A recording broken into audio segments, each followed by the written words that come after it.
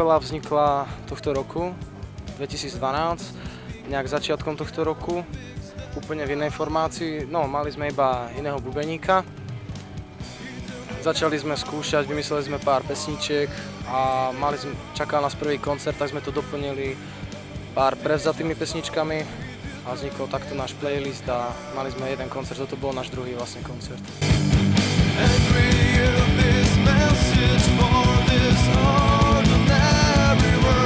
Ja som Tomáš, ja hrám na gitare, to je Jožko, basa a Marty, hlavný spev, gitara tiež a Ríšo náš bubeník. Tak my sme sa tak stretli, oni hrajú spolu v jednej kapele, my sme hrali predtým, tak sme to nejako dali dokopy a sme taká zmes a sme nová kapela, nová mladá krv. Prečo sa kapela volá Fortape? Lebo sme nemali názov a nejako sme už chceli názov, tak sme len tak sedeli v skúšovni spolu a každý niečo dal a zrazu sa to nejako Fortape a že no tak to znie fajn, tak to bolo, nemá to nejaký hlboký zmysel ani nič, ale môže si ho tam nájsť ľudia, takže tak.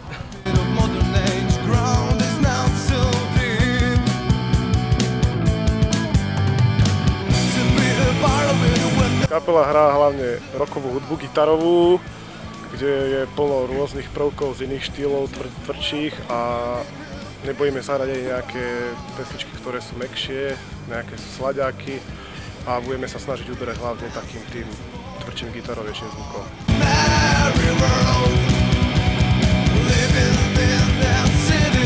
Celkovo asi všetci myslí, že sme takí, že nechceme nejako veľmi tie covery, to len tak, aby niečo, keď ľudia poznali, kým ešte nás tak nepoznajú tie naše vlastné a chceme ich počase určite vypustiť a neviem, tak hráme od Foo Fighters, čo je taká naša obľúbená kapela, ako Ríša, ten ich nemá rád.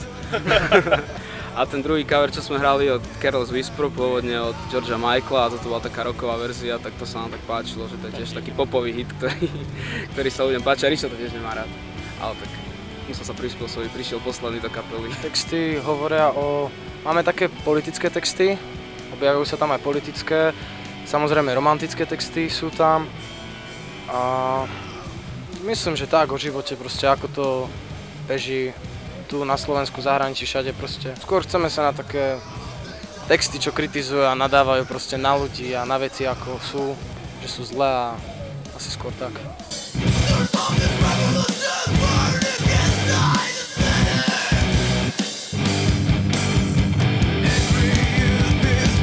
Momentálne v prvom rade chceme hrať čo najviac koncertov, keďže sme nová kapela, tak ľudia si nás musia popočúvať, musia nás vidieť a získať nejakú základňu fanúšikov. Hrať koncerty, to je pre mňa prvom rade, čo sa týka kapely, potom prídu už nahrávky, potom príde všetko ostatné, čo k tomu má prísť. Chceme sa zamerať proste na takú hudbu, že aby sa to ľuďom aj páčilo, že aby to bolo počúvateľné, aby to nebol žiadny rev a krik iba, aby to malo tú melódiu, rytmus, život vlastne a chceme hrať hudbu, aby sa to páčilo tej širokej verejnosti, aby to bolo počúvateľné. Kto je vlastne lídrom kapely?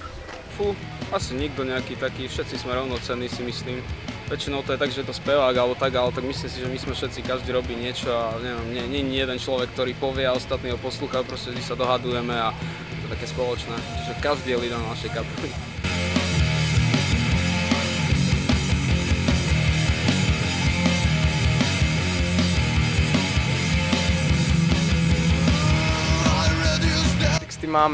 Píše gitarista texty, potom nám píše jeden kamarát texty, tie skôr politické a...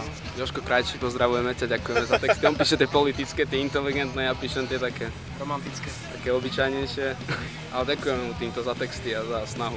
Ja alebo Tomáš príde s nejakým nápadom, vlastne každý chodí s nejakým nápadom a dáme to potom dokopy a niečo z toho vznikne.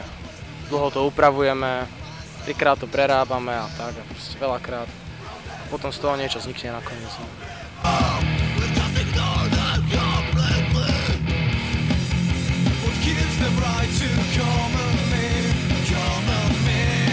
Nedávno sme vypustili von nahrávky, 3, ktoré sme nahrali, tak čo sa týka nových pesničiek, tak s tým asi počkáme s nahrávaním, ale ako hovorím, tie koncerty sú prvoradé, takže sa snažíme zaňať kontakty na to a vybavujeme ďalšie koncerty, ktoré vyzerajú dosť na dobrej ceste, tak asi toľko k tým novým veciam.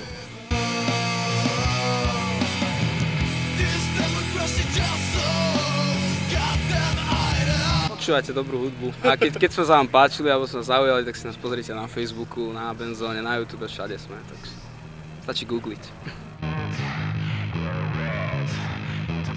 Sme kapela Fortape a ďakujeme za rozhovor. Ďakujeme, ahoj. Čaute. Kapela Fortape pozdravuje Levice online.